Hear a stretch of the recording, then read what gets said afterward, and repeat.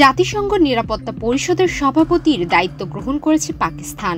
বিশ্ব যখন যুদ্ধবিগ্রহ, রাজনৈতিক বিভাজন ও আন্তর্জাতিক এই প্রতিষ্ঠানের কার্যকারিতা নিয়ে সন্দেহের মুখোমুখি, ঠিক তখনই নিরাপত্তা পরিষদের সভাপতিত্ব গ্রহণ করল দেশটি।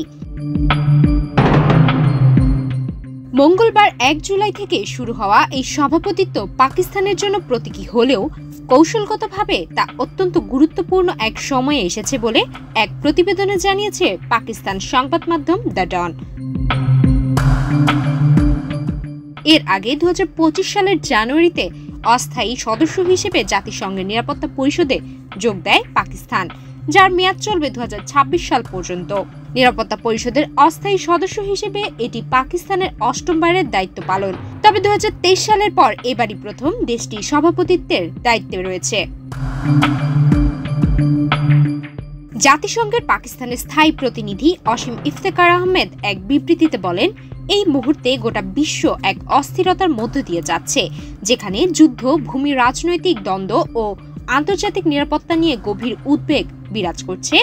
এমন সময়ে নিরাপত্তা পরিষদের সভাপতিত্বের দায়িত্ব পাওয়া পাকিস্তানের জন্য বড় দায়িত্ব ও সুযোগ। আমরা শান্তিপূর্ণ উপায়ে বিরোধ নিষ্পত্তির পক্ষে এবং সংলাপ কূটনৈতিককে সবসময় অগ্রাধিকার দিয়ে থাকি।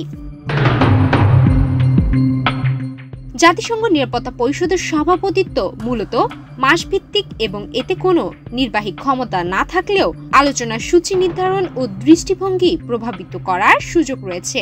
ফলে ইউক্রেন যুদ্ধ, গাজার সংকট সহ বৈশ্বিক গুরুত্বপূর্ণ ইস্যুতে পাকিস্তানের নেতৃত্ব জাতিসংঘ ও আন্তর্জাতিক মহলে বিশেষ নজরে থাকবে বলে ধারণা করা হচ্ছে।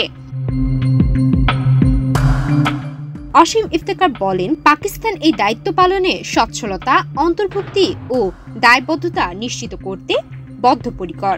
তিনি আশাবাদ ব্যক্ত করেন, জাতিসংঘ সনদের নীতিমালা অনুসরণ করে পাকিস্তান অন্যান্য সদস্যদের সঙ্গে মিলে কার্যকর পদক্ষেপ গ্রহণে অগ্রণী ভূমিকা রাখবে। জাতিসংঘ নিরাপত্তা পরিষদে ১৫টি সদস্য দেশ রয়েছে, যার মধ্যে 5টি স্থায়ী, যুক্তরাষ্ট্র, যুক্তরাজ্য, চীন, রাশিয়া ও ফ্রান্স, এবং 10টি অস্থায়ী সদস্য, যাদের মেয়াদ 2 বছর। প্রতি সদস্য 1 মাস করে সভাপতিত্বের দায়িত্ব পালন করে থাকে। সুমাইয়া মিতু, বাংলাদেশ প্রতিদিন।